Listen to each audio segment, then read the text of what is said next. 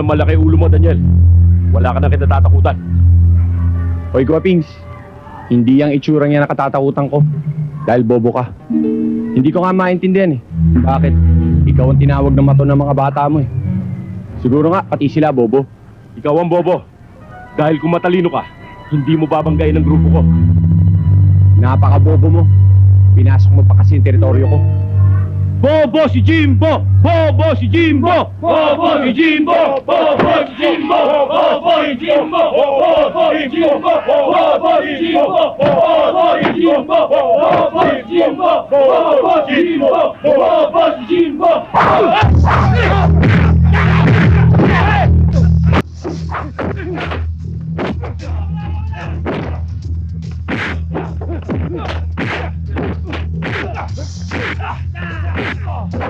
Bobo, pakakalating kong ngipin mo sa kalsada. Tama na yan. Ano ba pakialam mo? Hindi tama yung ginagawa mo. Sino ka ba? Tatay ko? Sayang bata ka pa. Marami pang mangyayari maganda sa buhay mo. Saka mo na ako pangaralan.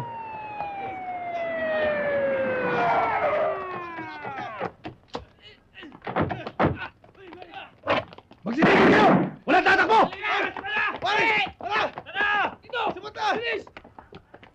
Tara, bilis! Wala ka pang 1 taon sa loob nang magkasakit ako ng malubha. Hanggang sa humina ang katawan ko. Kaya minsan lang kitang nadalaw. Itay, totoo ba yung naririnig ko tungkol kay Daniel? Totoo. Kaya lang itinuturing siyang sakit ng ulo ng mga taga rito. Kapag ka may gulo, tiyak na si Daniel ang nagpasimula. Siga, barumbado. At yan ang gusto ko sanang ihingi ng paumanhin sa'yo. Nang magkasakit ako, hindi ko na siya nasubaybayan. Hanggang sa tuluyan ko na siyang napabayaan. Halos sa bangketa na natutulog. Kasama ng mga batang kalye.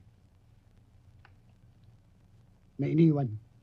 O tuluyan ang pinabayaan ng kanilang mga magulang. Doon siya natuto ng kalokohan. At doon di siya natutong lumaban. Lo. Pamilyar ka sa akin ah. Ikaw yung pumigil sa akin kanina eh.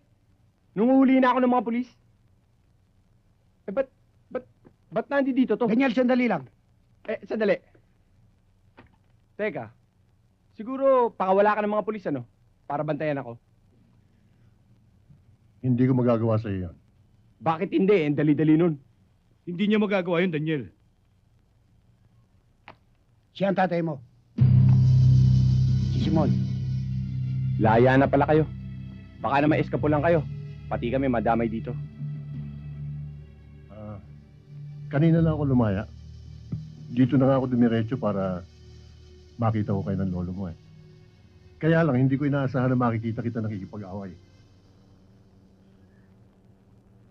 Pero sa mga narinig ko tungkol sa'yo, ngayon pa lamang, sinisiguro ko sa'yo walang patutunguhan ang gagawin mo. Kung magsalita kayo, parang ang tagal nyo na akong kilala.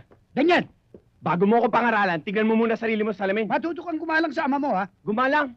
Bakit? Ginalang ba niya kayo ni inay? Huwag mo muna akong husgahan. Dahil hindi mo pa alam ang buong pangyayari. Namatay ang inay ko dahil sa'yo. Yun ang alam ko.